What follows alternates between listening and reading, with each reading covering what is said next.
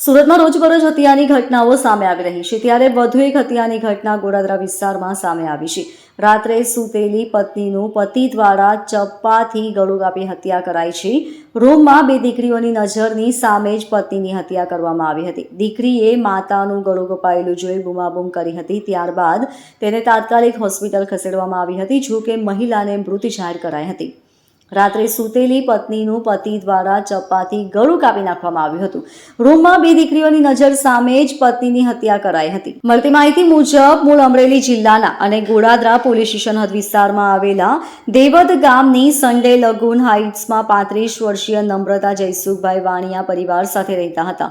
પરિવારમાં સાસુ, સસરા, દિયર, દેરાણી, પતિ, 3 વર્ષ અને 8 વર્ષની બે દીકરી છે. જયસુખભાઈ ક્યારેક જ છૂટક મજૂરીએ જતા હતા. મોટાભાગે તેઓ કામ પર ન જવાને કારણે ઝઘડાઓ થતા હતા.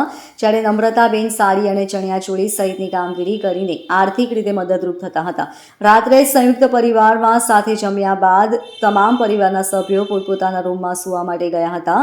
રાત્રિ દરમિયાન નમ્રતાબેન અને જયસુખભાઈનો કોઈ બાબતે ઝઘડો થયો હતો. દરમિયાન રાત્રે 1 વાગ્યાના આસપાસ જયસુખભાઈ ચપ્પા વડે નમ્રતાબેનનું ગળું કાપી નાખ્યું હતું, જેના પગલે રૂમ લોહીલુહાણ થઈ ગયું હતું. બંને દીકરીઓની સામે જ પિતાએ માતાની હત્યા કરી હતી. મોટી દીકરી ઊંઘમાંથી જાગી જતા માતાને લોહીલુહાણ જોતા બૂમાબૂમ કરી મૂકી હતી.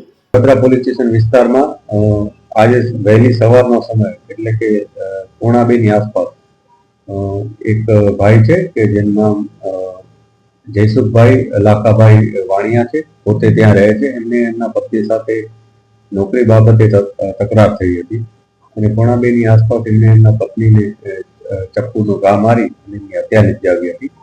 પોલીસે ત્યારબાદ ઇન્ફોર્મેશન મળતા તરત જ એફઆઈઆરની કાર્યવાહી શરૂ કરી અને મેડિકલ પીએમ માટે એમને ત્યાં મોકલી આપેલ છે ડેડ બોડીને. અને જે આરોપી છે જયસુખભાઈ એને ડિટેન કરી લીધેલ છે અને એને અરેસ્ટ કરવાની પ્રક્રિયા હાલ ચાલુ છે. આ ઘટનામાં અમે વધુ જ્યારે ઇન્વેસ્ટિગેટ કર્યું ત્યારે થોડીક બાબતો અમારા સામે આવી છે કે જેમાં પોલીસને જાણવા મળ્યું છે કે આ બંને વચ્ચે અગાઉ 2 દિવસ પહેલા પણ કંઈક તકરાર થઈ હતી. આજે આરોપી છે જયસુખ, એ આરોપી જયસુખ વાણિયા કરીને છે. એ પોતે પોર્ટર જે એપ્લિકેશન છે એના થ્રુ જે પણ એને કામ મળે એ રીતના ડિલિવરી બોય તરીકે કામ કરતા હતા અને એમના પત્ની છે એ રેગ્યુલર એક જગ્યાએ કામ કરતા હતા. બંને વચ્ચે કામને લઈને તકરાર થઈ હતી એવી પ્રાથમિક માહિતી પોલીસને મળી છે. આ જે પણ ડિટેલ છે અમે એને એકવાર ક્રોસ વેરીફાઈ કરીશું અને આ ઘટનામાં ખરેખર શું સત્ય છે એના માટે એવિડન્સ જે પણ મળશે એ બધું આગળની કાર્યવાહી કરીશું. આ જે ઘટના બની છે એ એમના ઘરમાં અંદર એ લોકો જ્યારે સૂતા હતા ત્યારે એમની એમના 2 દીકરીઓ છે બંનેની સાથે એ લોકો સૂતા હતા અને કોઈ પણ આ જે નોકરી બાબતની તકરાર થતા એમના ઘરમાં એમ ચપ્પુ જે હતું એ ચપ્પુ ઘરમાં જે યુઝ કરતા એ પ્રકારનું ચપ્પુ એમની પાસે પડ્યું હતું. એ ચપ્પુ લઈને એમણે એમના પત્ની ઉપર એક ઘાતક વાર કર્યો હતો. એના ગળાના ભાગમાં એમને ઊંડો ઘા માર્યો હતો, એને કારણે એમનું મૃત્યુ થયું હતું.